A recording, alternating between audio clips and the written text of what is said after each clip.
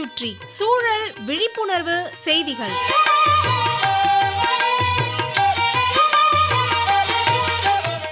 அன்புள்ள ராமநாதன் சார் அவர்களுக்கு உங்கள் மாணிக்கம் எழுதும் மடல்.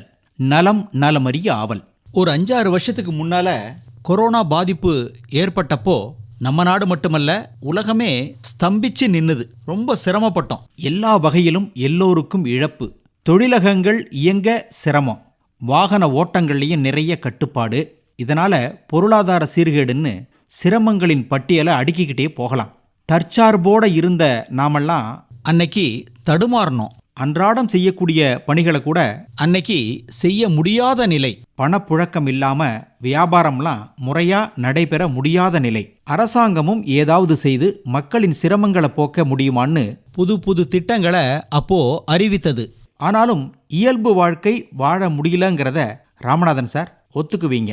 வேலைகள் செய்வதற்கு சரியான ஆட்கள் கிடைக்கல, அல்லது அவர்களை பயன்படுத்த முடியல. இப்படியாப்பட்ட நமது வாழ்க்கை நிலைய நமது பழைய வாழ்க்கை நிலை கூட கொஞ்சம் ஒப்பிட்டு பார்க்கணும். பார்ப்போமா? உலகின் சிறந்த பொருளாதாரம் எது தெரியுங்களா?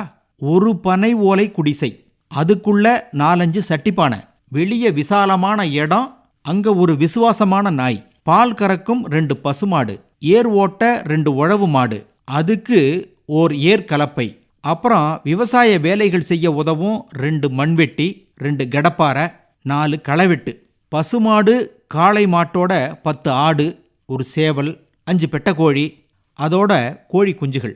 கிராமம்னாலே அடிப்படை விவசாயம்தான். அதுக்காக ஒரு 5 ஏக்கர் நிலம், அதில் ஒரு கிணறு, கிணத்து சுற்றிலும் 10 தென்னை மரம், தென்னை மரத்து அடியில் முருங்கை மரம், கருவேப்பிலை மரம், தண்ணி புழக்கமுள்ள இடத்துல 2-3 வாழை மரம், அடுத்து ஒரு புளிய மரம், பெரண்ட செடியும் தூதுவளையும் படரும் இடம், பக்கத்தில் அகத்தி மரம்.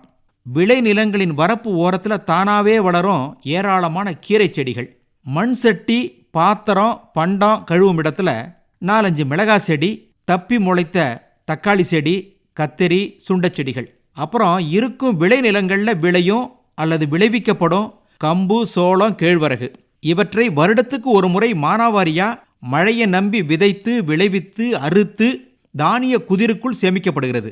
ராமநாதன் சார், தேவைப்படும் சமயத்தில் குதிருக்குள் இருக்கும் தானியங்களை எடுத்து சுத்தம் பண்ணி பொங்கி சாப்பிடலாம்.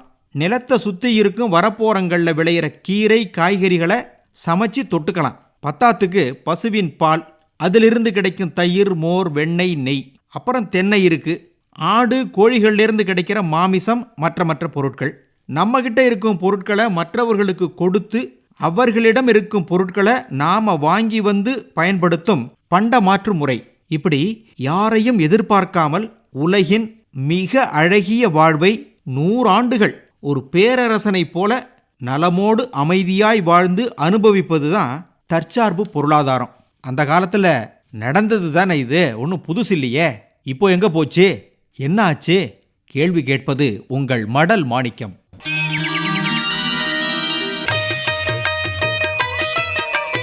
நம்மை சுற்றி சூழல் விழிப்புணர்வு செய்திகள் கேட்டீர்கள்.